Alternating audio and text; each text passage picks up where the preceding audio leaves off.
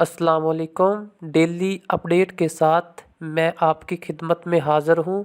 جیسا کہ اسلام آباد ہائی کورٹ نے شیخ رشید کی درخواست ضمانت پر مدعی مقدمہ اور پولیس کو نوٹس جاری۔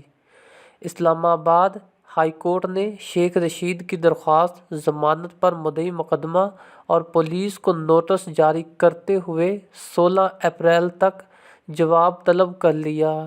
نجی T V channel express news کے مطابق اسلام آباد ہائی کورٹ میں آصف علی زرداری پر الزام کیس میں شیخ رشید کی درخواست ضمانت پر سماعت ہوئی۔